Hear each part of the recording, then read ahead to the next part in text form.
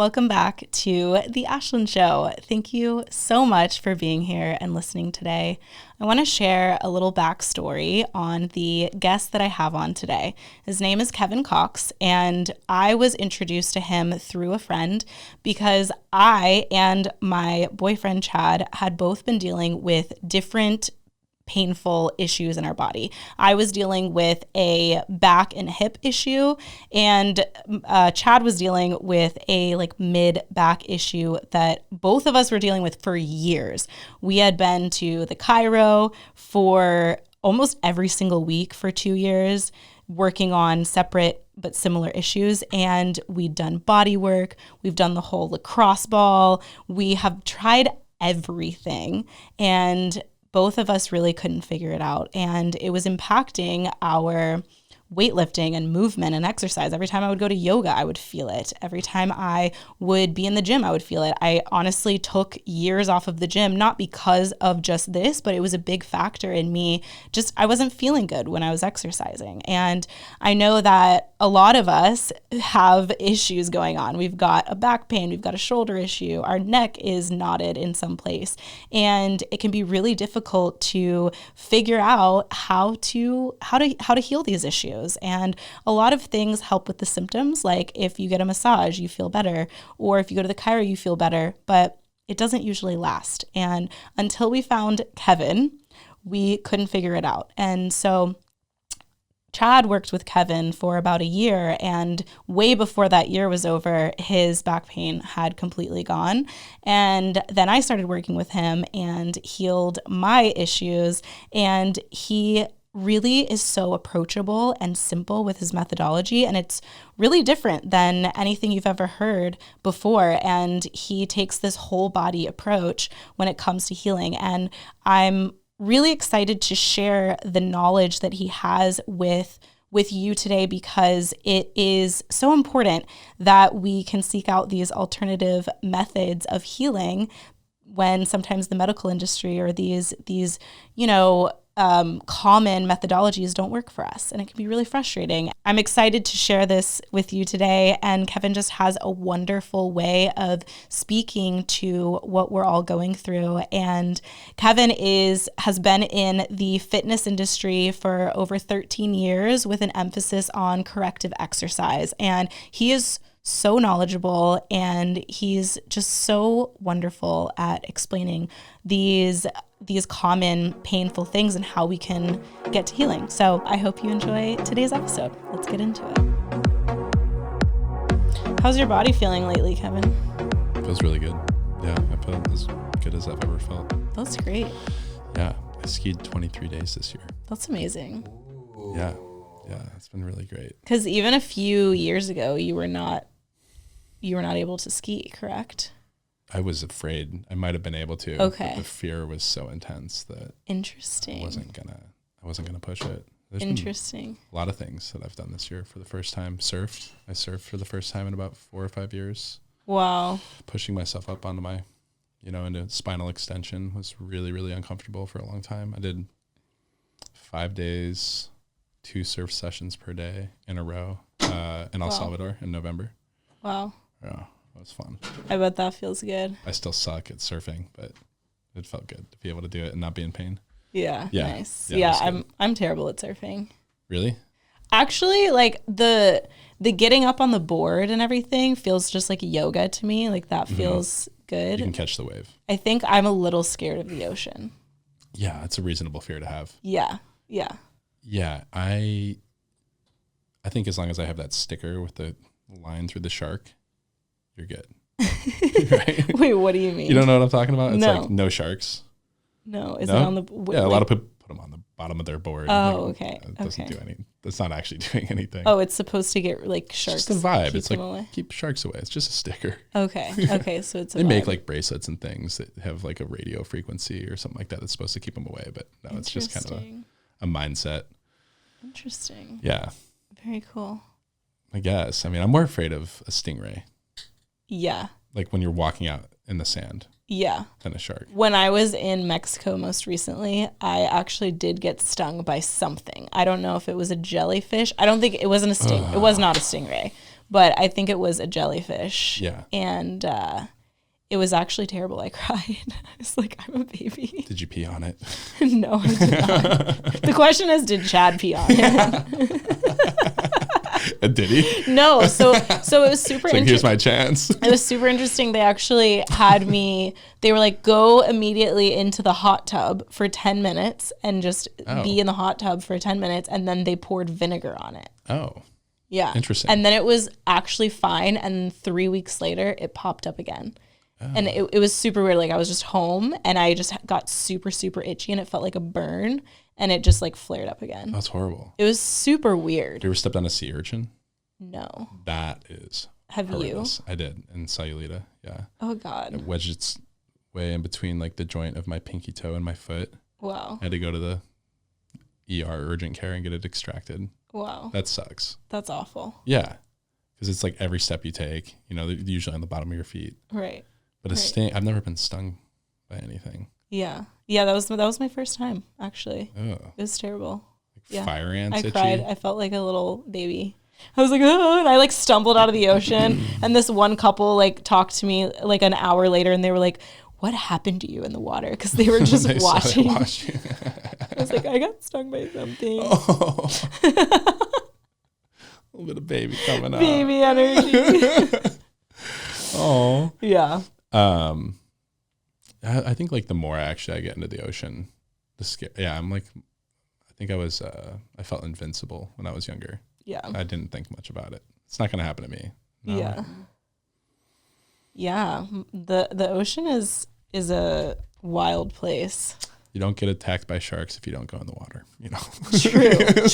See, for me, it's less about the sharks. Like I'm not scared of sharks because I feel like the percentage is just so low. Yeah. And like I think it's a lower percent chance to get bitten by a shark as it is to like die on like a plane crash or something.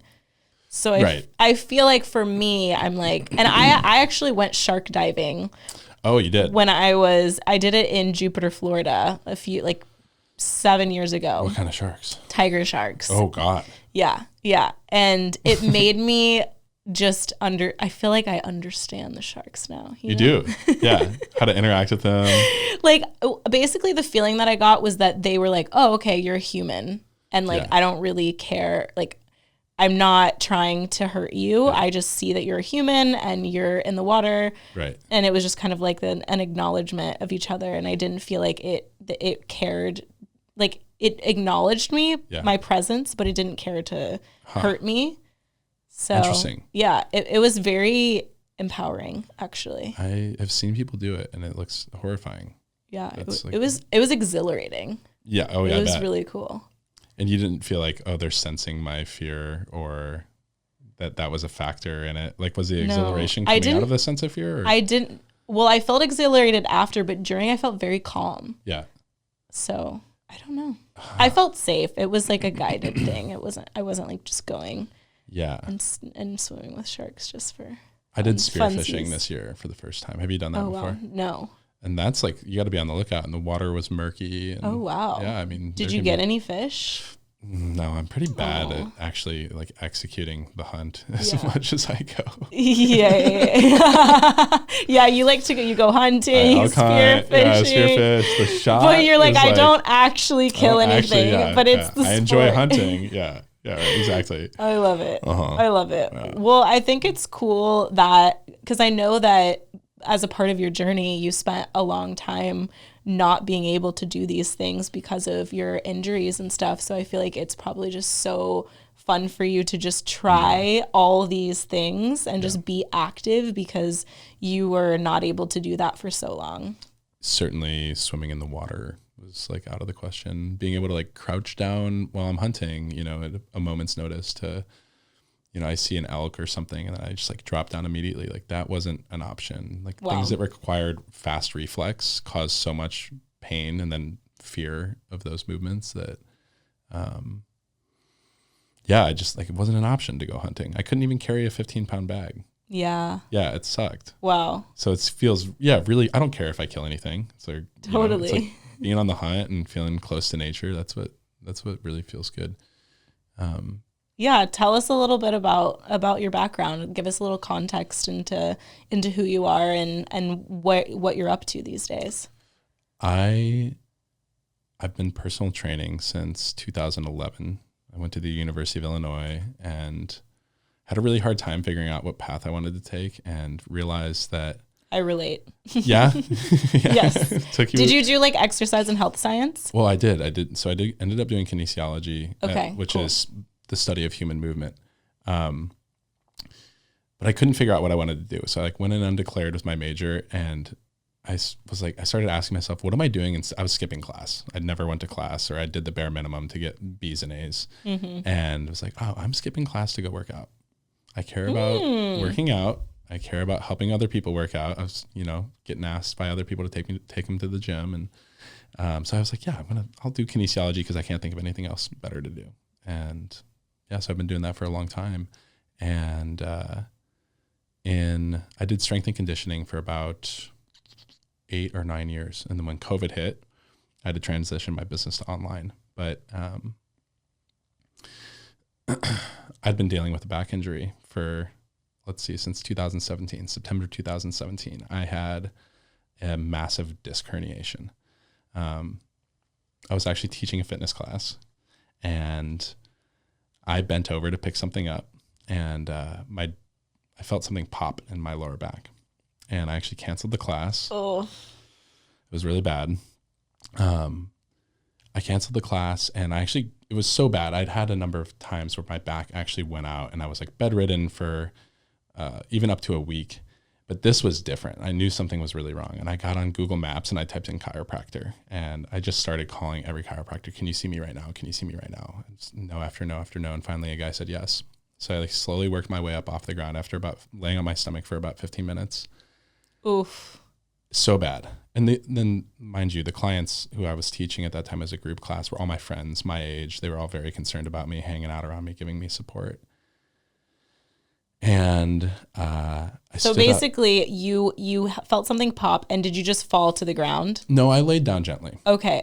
You were okay. And did you feel immediate pain? It was painful, and I was scared to move. Okay. But it was more so I was anticipating that something worse was going to happen if I moved the wrong way. Okay. So I was yeah. And you had some of these instances, but not that bad before. Because and correct me if I'm wrong, but weren't you in some sort of accident at one point? Or is that not you? Is that someone else? There's been a number of accidents that I've been involved with. So I've dealt with a lot of bodily pain. I rode my bicycle through the back windshield of a car. That's okay. That's the one that I'm referring to. We can get a photo after this, and we can post that too. I have a big gnarly scar that looks like a tiger claw down my shoulder. Whoa. I lost my front teeth. God. It was all cosmetic, actually. Oh God. And I was fine. So I'm well experienced with pain. I had my tooth was severed in half from that accident. Oh my God. I mean, I really went through the back windshield. I ended up in the front seat of the car. So I was going very fast. Wild. And my tooth was severed hanging by its nerve. Oh, stop. So bad. Oh. So familiar with pain. But my back had been going out since I was 14, 15 years old. I'd be chasing down a fly ball, and the adrenaline would make my body seize up. Wow. And I would collapse in the middle of the outfield. Wow. So it had been, back pain had been something I'd been dealing with for a really long time. So I'm laying on the ground in my studio. It's a small boutique studio with trainers I'm really close with, 4 or 5 other people training in there at that time. And as I get up to go out to my car to drive to this chiropractor appointment, I had this little t-shirt that I used to keep rolled up with rubber bands on either side of it, and I would stick it behind my low back. And so I got into the front seat of the car, and as I leaned forward to move this rolled up t-shirt behind my low back, I felt, I'm sorry for those of you who are queasy listening to this, I felt something squirt out of my low back. No. It was like oh my God, Kevin. It was so bad. And it felt like somebody took a hot iron and stuck it in right where my pelvis and my spine meet. Wow. This is the type, I've never experienced anything like that. No, I hadn't either. And wow. In the context of I've had so many other painful experiences, this just blew them all away. Wow. And I started screaming and I had not shut my car door yet. And I started actually, I reflexively tried to get out of my car. It felt like somebody shot me, or I don't actually know what that feels like, but it was if someone were to shoot me, that is what it would feel like in the back. And so actually, as I like kind of tried to step out of the car, my legs were completely dysfunctional. They didn't work at all. Oh my God. So that's terrifying. Yeah. And so as I started to like swing my legs out of the car, however I achieved that, I started falling and I grabbed onto the top of the car door, and I was hanging by the top of the car door. I was rock climbing a lot at the time, so it was kind of saving me. And I was yelling like at Siri to call the trainers that were inside. And so that's how I got them to come out and see that something was wrong. And they threw each of my arms around each of their shoulders. 2 trainers came out. They canceled their clients immediately, took me to the chiropractor. He actually tried to adjust me. Oh no. Yeah, it was. Because, okay, let's talk about this. Yeah. When something happens like that, who do you turn to? Because it's like, I think when we go through these back injuries, it's like, who do we go to? Like, is it a doctor? Is it a chiro? Like, I feel like that's a common struggle for people. It is. Yeah. And I think the severity that I experienced, what I had is called a full extrusion of a disc. And that's when the disc like actually explodes and goes up and down your spinal column. That's very rare. Wow. Yeah. I actually think it's beyond an extrusion. I'll think of the word at some point, but it's not typical to have it like that. Correct. But people throw their backs out all the time. Yes. And I think there's so many different things we've been told about what to do. I was confused as hell. I had no idea where to go. And people say, heat and ice, and people say just lay in bed and just wait for it to go away, and or go get an injection, or you end up in the ER and they give you meds and there's nothing. So there's not really good resources out there for people to be able to take care of themselves when these types of situations happen. And I think like honestly, the best thing you can do is to lay in a balanced position that feels relaxing and I think like the biggest thing you can do is like find a position that feels comfortable in those moments, and stay there. And hopefully you can have somebody that's taking care of you. In my case, I lived alone. So I laid on the floor in the same spot on my stomach for 3 days, 72 hours, and I was unable to even get up to go to the bathroom. Oh my God. So I had to roll over and pee in water bottles. Wow. Yeah. So that is awful. It was horrible. Yeah, because it's like, okay, you almost have to just lay there and let your body heal for a minute. You kind of just got to wait. Wow. There's no way to rush that process. Right. There's things you can do to like gently guide your body into feeling safe again, I think, but the body's really trying to protect itself in those moments. So it's trying to shut you down. And I think there's a level of wanting to respect that physiological process instead of trying to get us right back into being able to go back to work, or there's an honoring of that state that your body's put you in. Yeah. I think that more people could soften into. Yeah. Yeah. Cause so often we feel like our body is betraying us because we feel like we don't understand why something's happening, because we can't like put all the pieces together to what led to this. Cause it's like in that moment, you're just thinking, oh my God, my body just like gave out. But I know from talking to you, it's like a lot of injuries occur because of an imbalance beforehand, which is interesting because for me, I felt like, cause I've pulled my hip flexor before, and I remember thinking that all my issues happened after that. But after talking to you, you were telling me that actually the injury could have happened because of an imbalance. And actually, when I look back, I'm like, yes, I've always had pain going on in different areas of my body. Yeah. And I wonder, in your particular situation, like how long was your body actually able to buffer the imbalances before you experienced pain? Right.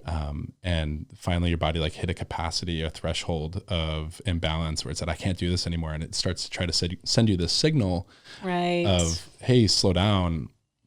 And, but yeah, once we start feeling pain, we want to like connect the dots. We want to understand why my back went out. Right. we want to put a finger on one moment, or, it's my bed, or it's this one particular exercise. And the reality is, like, yeah, it could be those things.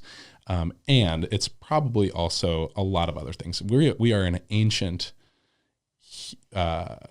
being. We're the human form, the current anatomical form we're in, has been around. Some estimates say between 300,000 years and 1,000,000 years old in our current form. And to think about the modern environment that we live in versus what our ancestors lived in and what our bodies evolved to be able to do, it's just like, no wonder we experience these imbalances. We're not just all like moving at a low intensity all day, hunting and gathering and playing. Right. Life's probably, I don't know. It's kind of hard to say, actually. It was probably pretty stressful being chased by lions, but yeah. But how often are you actually being chased by a lion back in the day? If you think about it, like that probably happened occasionally, but I feel like there's probably safeguards in place of that happening. They're probably where it's so hard to know. Yeah. The reality is we live in a high stress, modern lifestyle. A lot of us do anyway. Right. And I think that the combination of those environmental factors, a lot of sitting. Yeah. A lot of sitting. Yeah. I think all of those things are like really contributing to a lot of the imbalances we have. And actually, I've kind of come around on sitting recently, actually. Oh. I think sitting is really good. It's my hot take right now. Wait, I love this. I love this. Tell me more. I think sitting is like, it's the body that you're bringing into sitting. If you have it's like, just like the body that you're bringing into your exercises. If you're already imbalanced, it's going to perpetuate and create a cycle of more imbalance when you go to do exercise or play a sport. I think if the body we're bringing into sitting is imbalanced, then sitting is probably going to be pretty uncomfortable, and it's going to continue to get more uncomfortable. If your body is in a relaxed state and relatively balanced between your left and right sides, sitting, I think, is like a great way to remind your nervous system to just totally let go and relax. I love this hot take. Yeah, it's unpopular opinion. Yeah, I mean, sitting's been, and I demonized sitting for a long time, so I think it's an interesting way to think about it. There's also a balance too, where it's like, are we just, and also the type of sitting, like sitting on the floor in like a cross-leg position could be better than just sitting in an office chair all day with your arms up here. Your arms are up here and your palms are turned down the whole time. Yeah, yes. I think there's something definitely to be said about that. And like realistically changing positions every so often instead of like just being stuck in one position.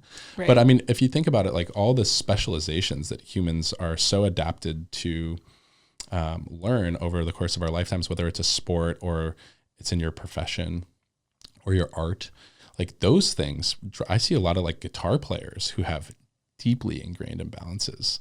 I bet. Right? And one shoulder is rolled forward and so is that arm, and the other arm is rotated outward. Yeah. And so there's innumerable ways that our body can find imbalance. Cool. Yeah. So, okay, let's go back to your journey a bit, because I know that you have this kind of accident per se. So you ruptured the disc. Yeah.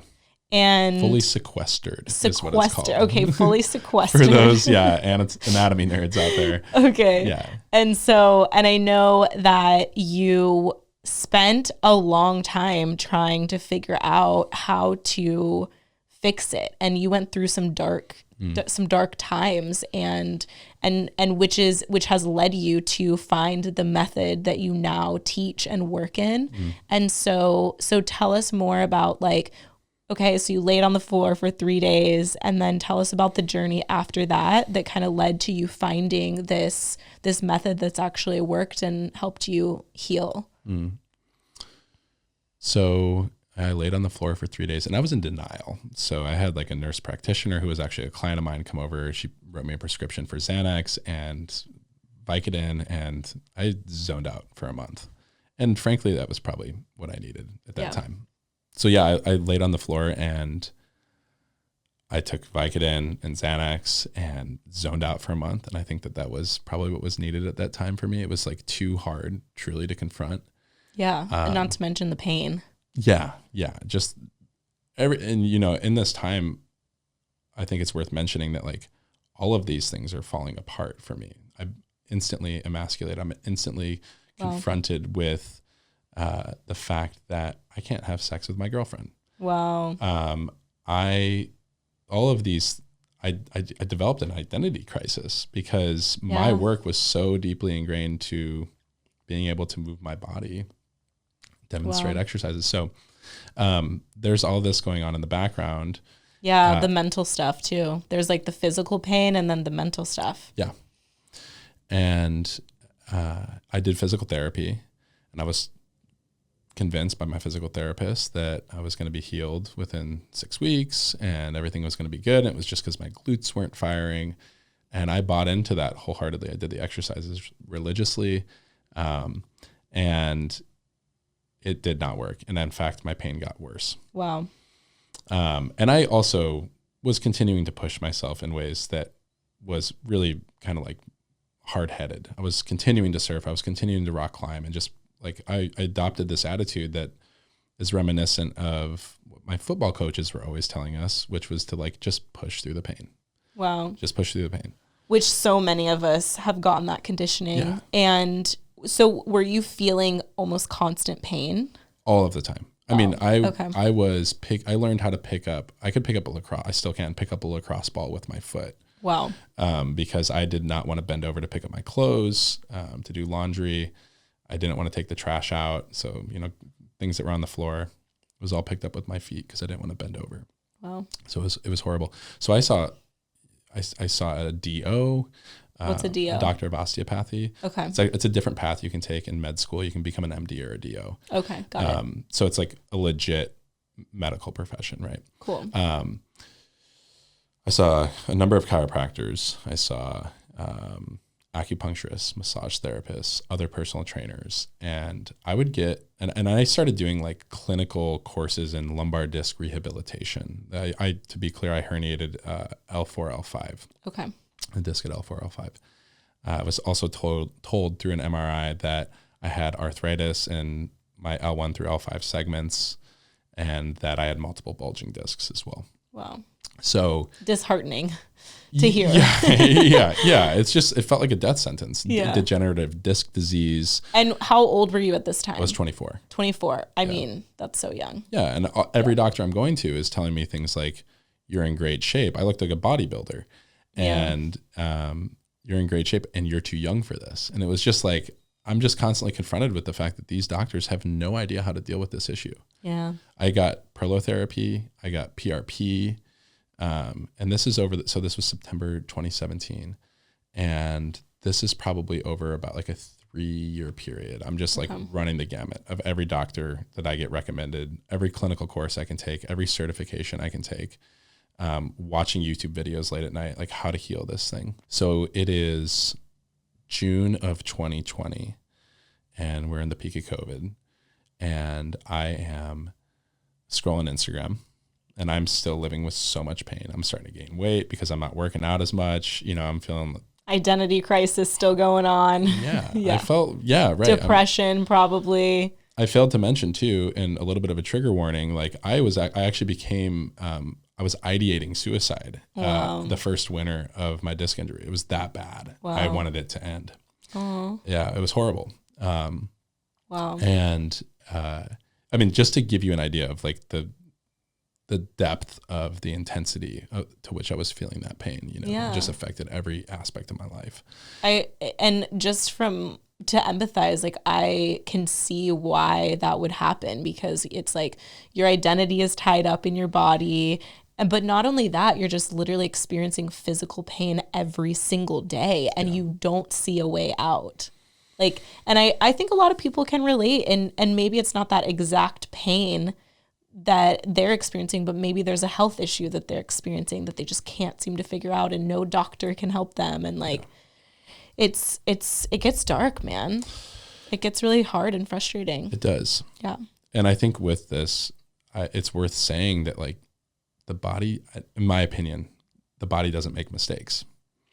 The body is always doing the best that it can.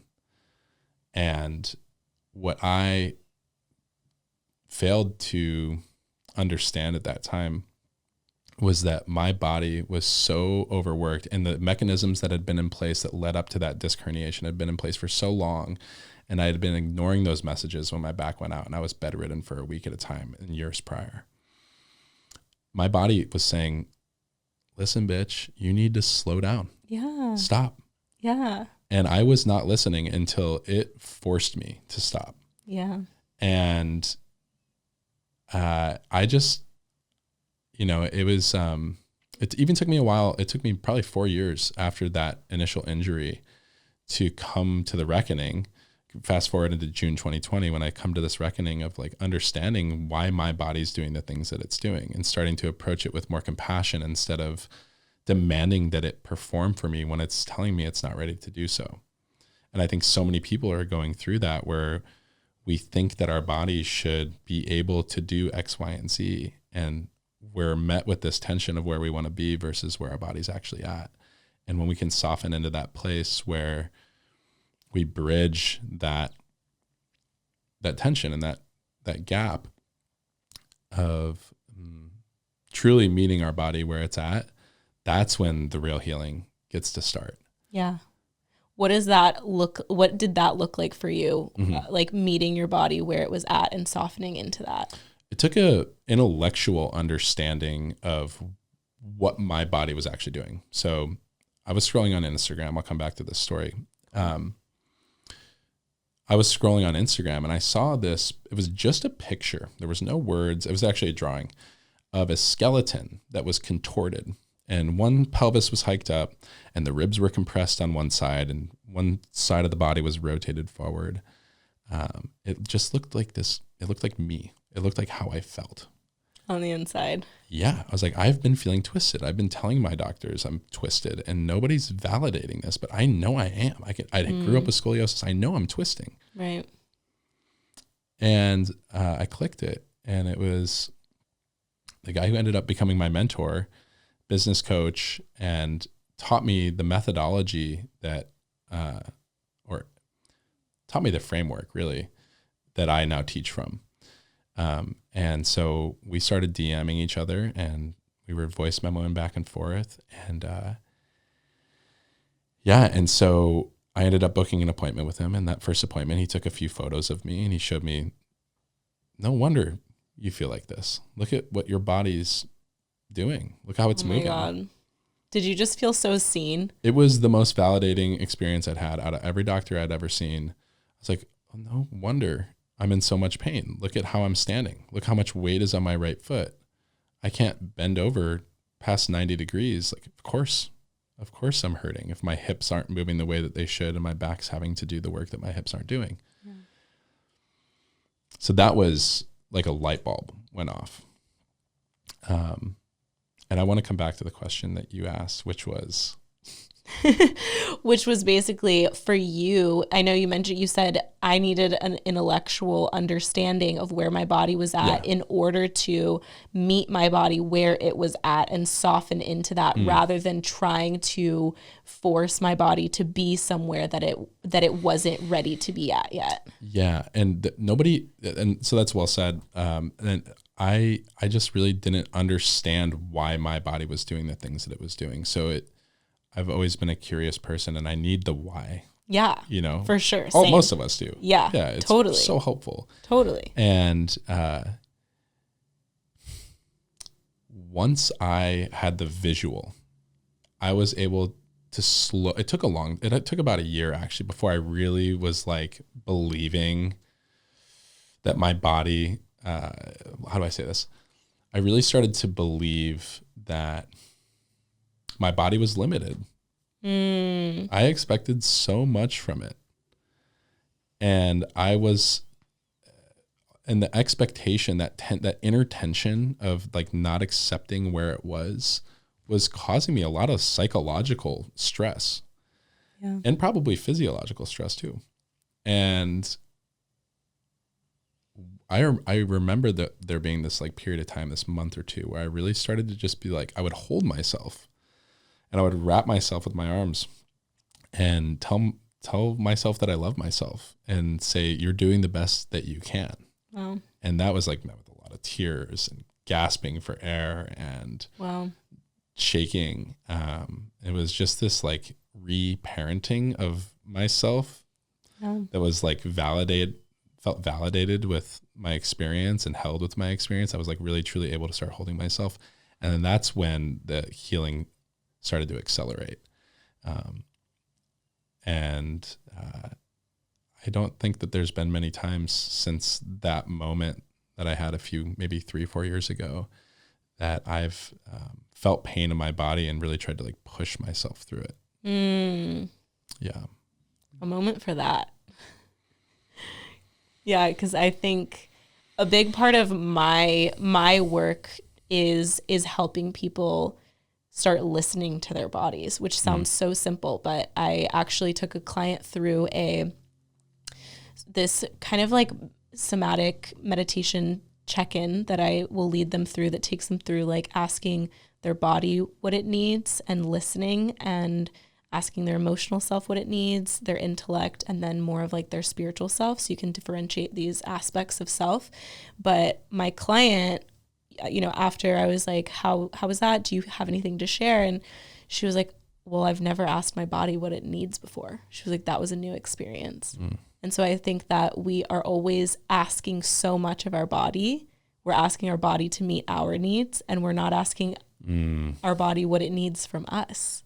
Oh, and when you can switch that, that's when the magic occurs. Do you think that the body knows before the intellect and the mind knows? Yes. Yeah. 100%. And I think that our body can communicate through our intellect if we allow it to. But when we try to go through our intellect to fix our bodies, that's when the mistakes can occur. Versus like actually just, well, what does my body need? And if you ask your body what it needs, it will tell you. Yeah, it will. Every time. Yeah. It will literally tell you every time. It's our intellect that overrides that message, because we're like, well, no, I'm too busy. I'm too busy to rest, or whatever, or I need the coffee because I gotta push through because I have work, or like whatever it is. So our body sends us messages and we ignore it. But if you get quiet enough and you listen and you ask, you'll receive an answer. And then if you don't ignore it, you start building a relationship with your body, and then you build so much self-trust, which turns into confidence, and that turns into like groundedness, because you always know what your body needs in any given moment, and you give it what it needs. So like in a way, like drinking coffee is sort of when we're tired, when I'm tired, I'll speak for myself. When I'm tired and I drink a coffee because I'm wiped out, I'm kind of just like kicking the can down the road. Yep. Right. And I think about that the same way with pain. It's like, we are just kicking the can down the road if we don't decide to listen right now. And that's okay. And you might need, like, that's part of our process as human beings of growing and learning. The pain is a powerful messenger, and we will get that message of pain until we start to listen. Yeah, absolutely. Yeah, I think it's beautiful to reconsider our relationship with pain, where it's like, it's a messenger, and it's not like my body's betraying me. I truly think that belief that we can hold when things like this happen and our body has these symptoms. I experienced that with, I had really, really bad acne for like 3, 4, 5 years until I addressed some functional things that were going on, as well as emotional stuff. And I really started to have a negative relationship with my body, because I was like, I'm doing everything right. I'm doing everything right. Like why, you know, like there's no, like, my body's betraying me. And I think that's a really disempowering belief to have, because our body, like you said, it doesn't make mistakes. It's always trying to reach homeostasis. It's always trying to survive. It's always trying to protect us. And typically it's not that our body's betraying us. I'm like, the flip side is that we're betraying our bodies, and we don't want to hear that. Can you expand on that a little bit more? Yeah. So an example of that would be, I was having a conversation recently with a woman, and she was talking about usually I really like to get to the beliefs that people have about their bodies and themselves and their life. And what we got to was that she was holding this belief that her body was betraying her, that exact thing. And so I asked her, and the first question I was asked is that actually true? And then she just immediately was like, no, it's not true. And it's actually that I'm taking a lot of Adderall and I'm pushing through and I'm not eating enough and all of this stuff. And I gently guided her to a place where she then, it wasn't even me putting this into her words, she got to the place where she realized the flip around was like, I'm actually betraying my body. Wow. So like, I'm not actually giving my body what it needs. So I find that interesting. It's like we're projecting onto our bodies what we're doing to it. Do you get what I'm saying? Yeah, absolutely. Yeah. And I don't think, and again, betraying is like a very strong word. And I don't think that we're not trying to do this, like we're not intentionally doing this. You're giving me this look of like, I don't know. I guess what I'm saying is like, I think it's important for us to take responsibility for our actions and the part we have to play, while also having so much self-compassion, because we grow up in a society where we are conditioned to go, push through the pain, all of these other conditionings that we get from our parents or whatever we grew up in. So it's like taking responsibility, but also having the self-compassion of like, this is how I was conditioned. Yeah. Yeah. I totally agree with you. And I was having a reflection about myself in regard to like, we don't actually want to betray our bodies. Is that essentially what you said? Right. I'd like to share a little I would love to hear. I had a 7.5 gram 7.5 gram mushroom assisted therapy session with my therapist. Wow. And you live in Oregon, correct? Where this is Portland, Oregon. Where this is legalized. How beautiful is that? Yeah, it's incredible. Yeah. I feel very lucky to be able to do this. Yeah. And in this journey, I'm bringing this up. I wouldn't say this is fully integrated yet, but I think it's worth exposing. Cool. I recognized in that journey that there was a part of me that wanted to be hurt.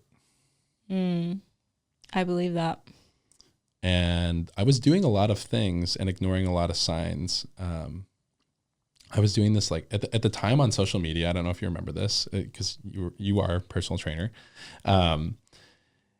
People were like talking about activating your glutes and tucking your hips. Oh my God. Yes. Right. Yes. And it was like this fad that lasted for like a year or two. Yeah. And everything was tuck your pelvis. It still is, though, I would say. Maybe it's not online as much anymore, but if you go to any classes, it's always that. It's like a vestige probably of whatever that era was. And I was doing this all the time. And we don't need to talk the mechanisms of like how a disc herniation happens. And I think there's still a lot of room up for debate about it. But I was doing this all the time. And I was pushing it so hard, even when it hurt my back, that I was like, there was this energy in me that wanted to be wounded so that other people would take care of me because I wasn't taking care of myself. Wow. And I was like wanting to hold up this like white flag of just being like, I am ready to like surrender, but I couldn't do it for myself. I couldn't heed the message that the universe was sending me to like slow down and to meditate and to be gentle and to take nights off. I was like partying like crazy and whatnot too. Wow. All aspects of my life were like, there was a reflection of that go mentality in all aspects of my life at that time. And I think it really came up for me that like, I wanted to be hurt so that somebody would take care of me. And it's a very vulnerable thing for me to admit. And I wonder how many of us are wanting to be seen in the same way that I wanted to be seen in that moment. Mine was extreme. Well, I think that makes a lot of sense. And I think that our most of our behavior, even if it's negative, is, or we're perceiving it as a negative behavior, is because we are getting something out of it. And consciously, we might think to ourselves, like, I don't want this and I don't want to be doing this or whatever. But subconsciously, there is a part of us, there's something we're receiving out of it. Yeah. And so I think that's beautiful awareness. And I think that's hard to come to. But it's, I mean, again, going back to our body and our subconscious mind is our body. Like it's one and the same. And so it's like our body is always trying to protect us. So even our negative behaviors, I believe, like our negative subconscious behaviors of you like going, that was still like your body and your subconscious mind. Like it's kind of like a cry for help. Yeah. And it's like I need something that I'm not getting. I need like emotional support, or I need to be more like, my nervous system is dysregulated and I don't know I don't have the tools to like care for myself. And so I'm looking for that outside of myself, but subconsciously, because like consciously you're not thinking this way. No, absolutely not. Yeah. Especially at that time. Yeah. And looking back on that time now, I can really hold myself with a lot of compassion that like even at that time, I was doing the best I could. Yeah. Right. Absolutely. And I just think we always are. Yeah. Yeah. And I think that comes back to like, I'm always doing the best that I can. Personality wise, like my ego is always doing the best it can, but like my body is too. Yeah. You know? And so I think it's really beautiful to be able to like hold ourselves with that compassion and that knowing that, when things pop up, there are reasons for them. Things don't happen randomly. For sure. And I know that's a hot topic. We could debate that for the next year, you know, but, I think that there is a reason for the way that we're feeling and that it doesn't have to be complicated. And that's something really beautiful that I'm now able to give to my clients after having learned this methodology of assessing how the body is moving and supporting itself and how it relates to our pain. I'm not ever going to diagnose anybody. I'm not a doctor. Yeah. But what I've gotten really good at is, especially in the very first appointment that somebody meets with me, helping somebody understand exactly why they're feeling the way they're feeling. And just like I felt in that first appointment with my mentor, my coach, I watched this light bulb go off in people's heads. Like, of course, I'm like leaned way over here to the right. And, you know, like it's fascinating to watch like people that have dealt with low back pain, for example, or shoulder pain for 30 years. And nobody's ever told them that the right side of their body is working different than the left side of their body. And that's not anyone's fault. It's just that other people haven't learned to assess the body through this very simple framework. Yep. And so will you give us a little kind of summary of this method and like what is different about this method than anything? Like, you know, you mentioned you tried PT, you did chiro, like all of these, you did probably body work and all these things. So like, why did this work for you versus some of those other things? And like, what's kind of the summary so that people can sort of understand? It's a great question. We have basically two sets of bones aside from our cranium and our spine. We have pretty much two of everything in the body. And that's not an exclusive rule. Yeah. One side of the body is slightly different than the other. You have different amount of lobes on one lung than you do on the other. The heart isn't exactly centered, of course, but for the most part, we have two arms, two legs, two ankles, 2 feet, and so on. And both sides of the body should be able to function pretty similarly. And gross motor movements, large movements, not necessarily like writing. Right. And when we start to deviate away from relative balance and relative symmetry between the left and right sides, the body, that is compensation. The body will have to make up for that imbalance. And the way that this methodology is different from all of these other methods that I tried is that it addresses everything in the body as being interrelated, that there is no ankle function without hip function. And when we start to think of how the body moves as a whole instead of as the sum of its parts, we can really start to get to the root causes of motor imbalance and musculoskeletal dysfunction that a lot of times I find in traditional Western approaches is very symptomatically focused and treated. And so you have a right shoulder issue, we're going to do right shoulder exercises. Yep. And when in fact, your shoulder may be doing, it's a ball and socket joint, maybe doing work for another ball and socket joint in your body, or it might be making up for the work that the left shoulder isn't doing. And that might have a deeper root cause into what your ankles, your knees, and your hips might be doing.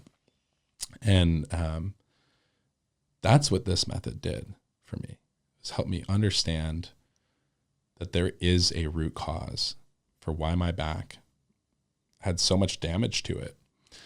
And it was because my back was not actually the problem. My back was the symptom of the problem. It was overworking for other areas of my body that weren't working. Can you explain how, because I think a huge realization for me with when working with you was like, okay, like my right shoulder discomfort could even be related to like my ankle or something, like, and I was like, what? So yeah, can you sort of, I know that is probably difficult to explain, but I feel like you do such a good job of explaining these things. So yeah. Like how could a ball and socket joint be taking over for another ball and socket joint? Like that's super interesting. That's maybe a little bit easier framework to answer that question. So think about walking, for example. You're asking one side of the body to work differently than the other side. But when you take a step forward with your left leg, your right arm reflexively swings forward as well. Right. So there is this deeply intricately woven relationship between not just all of the joints of your body, but your hips and your shoulders. And it's really an important mechanism for the opposite shoulder and hip to work together to keep you moving in a straight line. If you weren't, you might veer off one direction or the other. So if one hip doesn't work the way that it should, and we could run this rabbit hole, into multiple directions, but if one hip doesn't work the way that it should, then a shoulder might actually create more momentum to swing that opposite leg forward, right, to help you walk. And that might be a great mechanism. And that's a very simplistic breakdown, but right. And you wouldn't even notice that happening. Like you might not at first. You might not, because it's sometimes subtle. Right. And if you're not super tapped in or even think that that's a possibility, you might not notice it. So you're just constantly over time. And the more you walk and you do that, the more things get irritated and you're like, well, what? Like it's confusing. Yeah. And you just you reinforce those compensation patterns. Right. And as your body can compensate for a good period of time. And it's a very useful mechanism. If you break your leg in the woods, you're going to figure out how to compensate to pull yourself out of the woods and get back to civilization. Right. Right. And thank God for that. Like that's a wonderful adaptability trait that humans have. But when it comes to long-term chronic compensation, that's when it becomes an issue. Yeah. And I think a common compensation almost that everybody has seen is how people walk out on the street.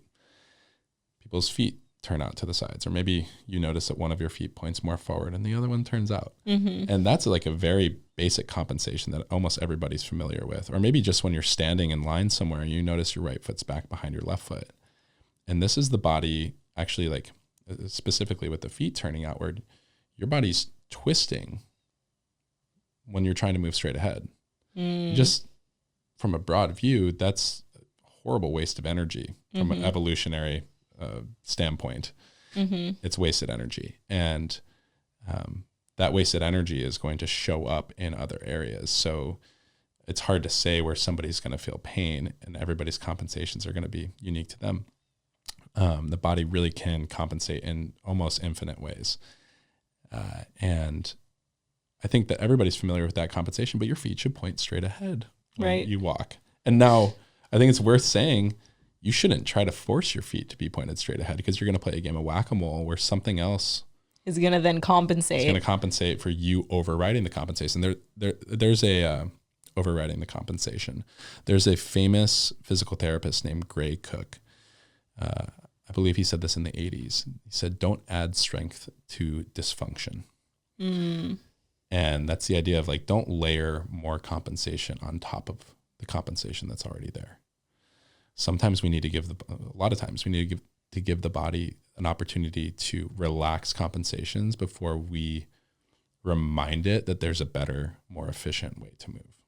So, okay. So if we notice, just to summarize this, if we notice a compensation in ourselves, let's say like, okay, I notice my feet are turning out when I walk, or say when I'm doing a squat, I notice that like my left hip isn't really like working as well as my right hip.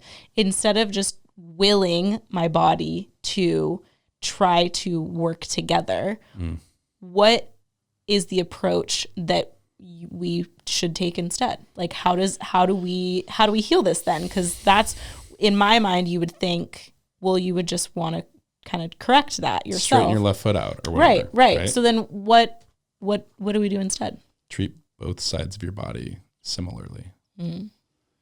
And if we are constantly treating one side of the body differently than the other, we are going to perpetuate dysfunction and imbalance. It is as simple as treat both sides of the body the same way. And I don't mean that we shouldn't be able to call on compensations and there's a ton of positions where we don't ask the body to operate the same way, right? But when we're talking about corrective exercise and restoring balance back to the body, it's important for it to have an opportunity to remember that there can be relative balance between the left and right sides. Okay, cool. Yeah. Love it. Yeah, is that clear? Yeah, that's clear. Yeah, essentially it's like instead of just working on one side of the body, we treat both sides because we want to get them both working well and simultaneously so that it's supportive to the body can kind of unwind and heal and relax, rather than we start to correct one imbalance on one side and then another side just picks it up and gets out of whack, and like you said, the whack-a-mole thing. Yeah. And it's the same concept as like, why do you put even weight on both sides of the bar when you do a squat? There's a whole narrative right now in the fitness industry, multiple narratives from different certifications and whatnot that say that you should actually let your left foot turn out more than the right foot if that's what it wants to do when you're doing a squat or whatever exercise it is that you're doing. But then why should we load up the bar the same way? Right. On both sides. If we're going to let both sides of the body do something different, then we should extrapolate that. And obviously I don't think that's what we should do. Correct. And probably those people wouldn't say that either. Yeah. There's a reason why we're doing both sides of the bar have even weight. Right. Yeah. So I don't. Yeah. Well, I was going to say, so like all of this might sound complicated to someone listening to it. It's like, okay, I think our initial reaction is like, oh shit, I have compensations. And like that can be kind of overwhelming. Yeah. And so I think that your system and your framework that you use is actually very simple and really like nourishing and loving to the body, and it's not complicated. And so maybe you can give a little context into how the system works. Like how does it actually integrate into someone's life? Like, is this, because I guess like give people an image almost of like when you work with clients, like what are you actually doing? Like what are some of the things, because we might think it's like physical therapy or like whatever. I've had a lot of clients compare my work to a mixture between Pilates, physical therapy, and personal training. Okay, and cool. Maybe meditation. And I think that the broad overview is that always at the beginning of working with somebody, I'm doing my best to assess and help them understand why they're feeling the way they're feeling. So I do that through photographs. And I do all my work on Zoom, which I should be clear about too. All my work is online, which is really wonderful. I never have to lay a hand on somebody to help them learn how to heal themselves. Which is so empowering, because once you learn this system, it's like you can do it on your own. Yeah. Like it's so simple. Like I do it before my gym sessions, and I also want to say, it's like working with you and being introduced to this method is a huge reason why I was able to get back into weightlifting this year and actually be consistent with it. Yeah, really. Because I was struggling with like my hip and lower back pain, and it was preventing me. I didn't want to go in the gym because it felt exacerbated every time I moved my body. So just getting access to this felt so empowering, because I'm like, okay, I understand a little more about my body and how to support it. Because instead of just walking away from weightlifting forever, it's like, I know you even tell your clients, just maybe keep the same exercise that you're doing, but let's potentially, depending on the case, but let's work on some of these things so that your body can learn this new way to function. Yeah. Yeah. Along just to what you said there at the end, I absolutely want people to keep doing exactly what they're doing and not introduce any other variables other than the methodology that I'm going to teach them into their daily routine. Right. Let's keep it methodical. Let's make sure that we really understand what's making you feel better and what's not. Mm-hmm. So that's really important. I would like to ask you a question though. Okay. Was there a moment in our work together, because we've done maybe 8 appointments together? Yeah, we haven't done that much. But like we've spent 8 to 14 hours together. For sure. Right? Of doing this method that I've taught you. Was there a moment for you where something clicked and that like, because after maybe the first 2 appointments, I don't think it made as much sense to you. Was there a moment when, and I don't know if you were implementing it into like your daily routine or before you worked out, was there a moment for you where you really like, this makes sense? Was there something that clicked? I mean, I feel like it was a result of all the conversations that we had, because it is a different way to think about the body that, especially me being ingrained in the fitness industry, where I really didn't want to hear to not focus on my glutes so much and to like work out my hip flexors. Like I was like, I don't want to hear that, you know? Right. And so I think there was a little resistance there, but the more we talked about it and the more I did the exercises and noticed like immediate relief, and then actually barely even did too many of the sequences and noticed, oh, when I go in the gym, like I can do a squat and I'm not in like crazy pain the rest of the day.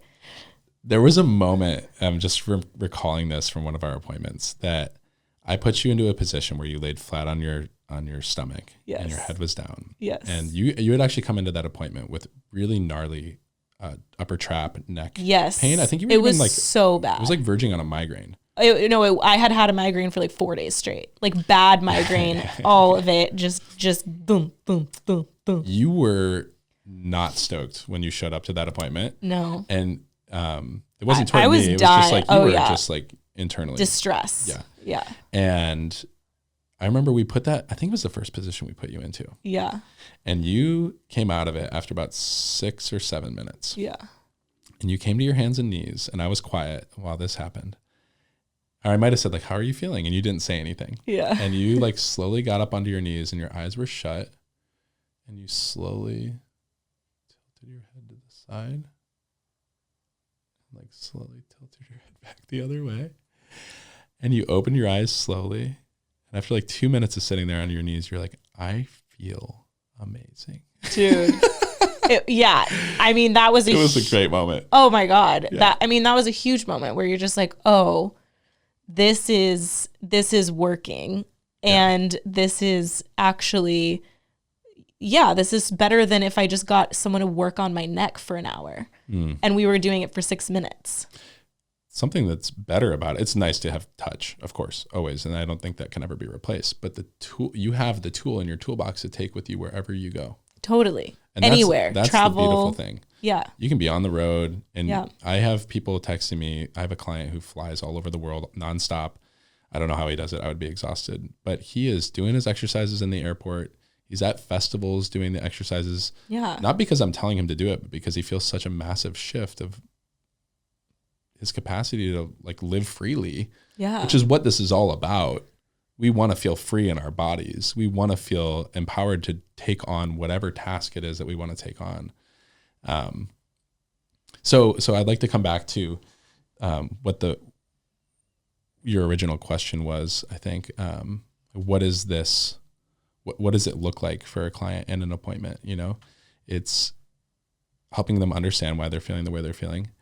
It's a lot of conversation, and it's a lot of unlearning. There's so much unlearning that I had to do to really adopt this perspective, this method. And I wanted to zoom in. I wanted to zoom in on my glutes. I wanted to zoom in. It was the hip flex. It was this part of the body is the problem. Right.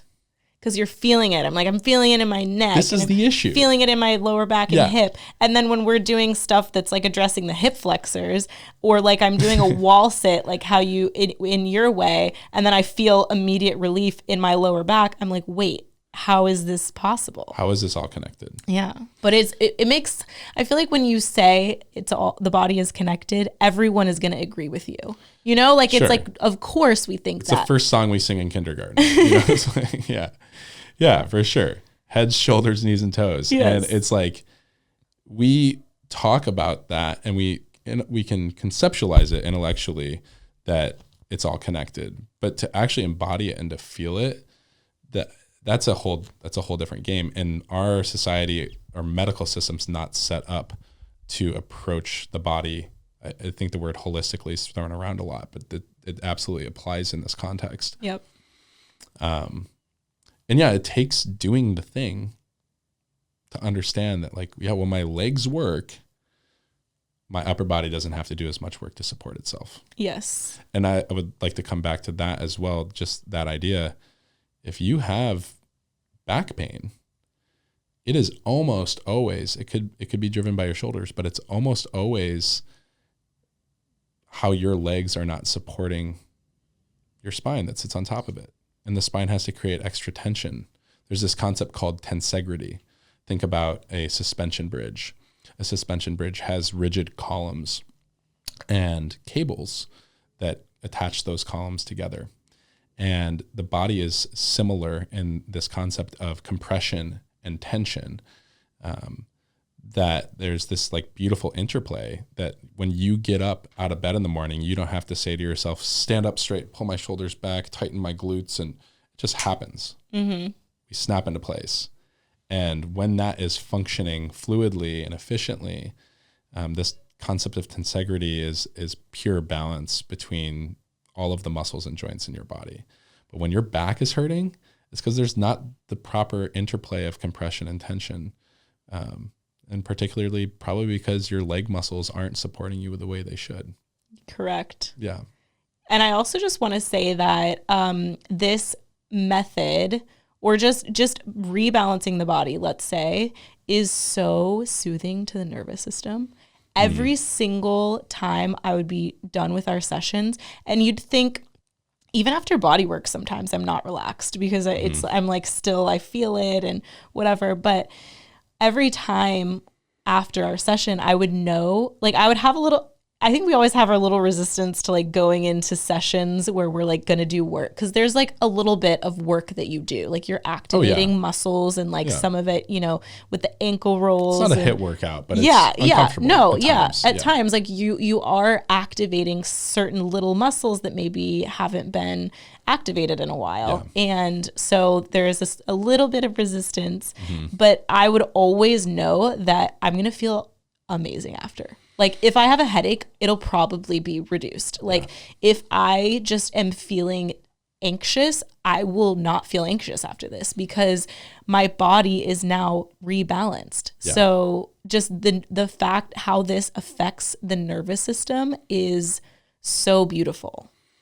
It is. And I've heard people say that they truly see more clearly after an appointment. 1,000%. Claritin fog has been lifted off your vision. Like a brain fog. Yeah.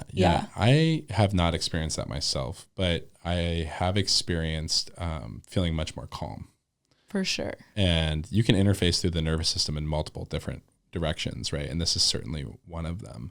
But yeah, it's really cool to hear. I've been hearing that from clients a lot now, that like they're actually feeling more calm in day-to-day life. And of course, why wouldn't, like, I was an asshole when my back hurt all of the time. Yeah. You know? For sure. I was so irritable. For sure. And it's like such a drastic shift to feel, well, first of all, no pain. Yeah. And yeah, there's not this just like excess tension that exists in you. And I think this is like something I'm really curious to continue exploring in my field and personally, is just like, what is this relationship between the mind and the body's tension and anxiety, or whatever we want to name that? Because it is, the more I explore it, the more it is one and the same. Well, I think something that I wanted to touch on, but I don't think we have time in this conversation, is the emotional, like the emotional connection to these pains. And I would love to hear your thoughts on that, but I feel like that's another conversation potentially, round two. But the last like couple things that I want to touch on is, one, so we talked about your journey, and then you obviously like worked in this, you know, you had this back pain, severe back pain, you found this method, and then now you're like, I mean, give us your situation now. Like, how is this method? How I feel. How has this method transformed you? And like, just in you know, short terms, but yeah, I can sneeze without bracing. Wow. I know it sounds silly, but it's little things like that, you know, that I just don't even think about anymore. I like, my floors were dirty because I didn't want to clean them, you know? So like, I still have occasional pain? Yeah. I had a massive injury that's going to probably take as many years to heal as it took to develop. Correct.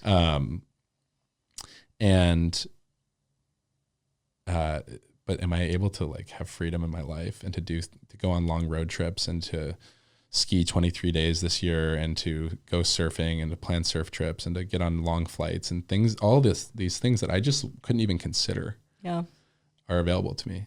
Yes. And if I do have pain, which does happen occasionally, I can confront it with compassion. I can like treat it really gently. And I know I have the tools to be able to deal with it instead of spiraling into stories of what this might mean. Yeah. So beautiful. And so let's think about the person who doesn't have this crazy injury. Let's think about the average person, which I think literally everyone has some sort. You start talking to people and it's like everyone's got a back issue. Everyone's got a shoulder issue, neck. There's something going on with everyone. Right. So let's speak to that person in this moment. Like, if someone is experiencing that, like, what would you say to them? And maybe it's not a piece of advice, but maybe it's just a way to think about something, or like, what would you share with them? I would reflect firstly on my experience of like constantly trying to roll out tension with lacrosse balls and rollers. Been there. Yeah. I saw that look. We have like 3 lacrosse balls at home. And like, it can feel good, right? Yeah. When I think about doing that, I think about like, my body's trying to send me this message. I'm tight here for a reason. And I'm just going to go in there and just be like, shut up. like mash it out until it shuts up. Right. And it can work really well. Yeah. Right. For a short period of time. For me. Yeah. That's my experience. Yeah. And it might be too good at it that we actually just soften the symptom down so much that we fail to adhere to whatever that deeper message, why that symptom's showing up in the first place. So I think I would ask people to genuinely sit down quietly and ask their bodies, what's the message, or what are the messages that you're trying to send me? And to really try to listen, because you have the internal language to decode the messages your body's trying to send you. It can be helpful to have people teach us how to listen to those messages, but ultimately you're the only one in your nervous system. You're the only one that's going to be able to truly understand what your body's trying to say. And I just encourage people who feel pain to explore many avenues of healing. But to know that, like, this is a quote from my mentor, that if your body got you into this, it can get you out of it. Yes. Yeah, I can do it. That's empowering. Yeah. Yeah, the body can heal from so much. I mean, there's like insane cases of miraculous, what are called like spontaneous healing events, and I think it comes back to what we'll talk about in podcast part 2 when we've both learned more about how the mind interfaces with the body. And I do wonder, like, if you don't believe that you can heal, I bet you won't. I agree with that 100%. Yeah. So I think even potentially the first step is really opening up your mind to just accessing the possibility that this injury or this pain can be healed. That is almost the first step. And then, like, also, I have so much compassion for people who don't believe it because they're waiting for a reason to understand why this is happening in the first place. But if we don't have the tools to explain it to people that can land with them in layman's terms, then, like, of course they're never going to believe it. They need to understand. I needed to understand why I was feeling that way. And then it was like, then that ball started to roll. For sure. The like true proper education is so helpful. Yeah. It doesn't need to be complicated. No. What did you say to me on the way over here? I was like clearing my throat. I'm like, I'm dealing with like acid reflux. And you're like, well, you have like the acne thing on your skin. And it's like, what else did you say? You were like, this is, of course, this all fits together. I was like, it's all connected. It all fits together. I was like, it's all connected. And the way you explained it was so simple. I was like, oh, duh. Well, once you really adopt the belief that every single thing in the body is connected, like really, on like a musculoskeletal level, but also an internal level, then it is very empowering. And then you can start to put together the picture of the steps that you can take to heal it and work towards it. But I love what you said is just getting quiet and asking yourself, like, just try it, see what comes up. Yeah. And it's always like, I know the answer. Yep. We know what it is. We do. We know what it is. Sometimes I want to listen. I know. I got this party to go to. Exactly. Yeah. I got this work thing. People pleasing tendencies. Like we show up for other people more than we show up for ourselves. Like, what would it be like if, like, things. Yeah, how much more would we really have to give? Yeah. If we did show up for ourselves first. Here. Well, Kevin, is there anything else that is on your heart that you feel called to share that could round this conversation out? I think that it's important for people who are in pain, especially people who have been in chronic pain for a long time, to explore and exhaust their avenues of healing. And when they're ready, to heal themselves, they will. And that it's okay to go to the doctor, and it's okay to get surgeries, and it's okay to get injections. If that doesn't work, which it might, and I hope it does, there is hope for people who have been in chronic pain, whose these traditional methodologies haven't worked for. There is another method out there. It's one that I'm teaching, and I'm sure there's others out there too, that can guide you to heal yourself through movement. And it's like a really beautiful, empowering permission that I get to help people embody. So it's so much more simple than we think. And you don't have to go to the chiro 3 times a week to achieve it. No, I see my clients once every other week, and they do the exercises because it feels good. And it's really beautiful to watch people transform. Yeah. Well, thank you, Kevin. This has been a wonderful conversation. Thanks so much for having me. You're welcome. Yeah. Look forward to next time. Me too. Yeah.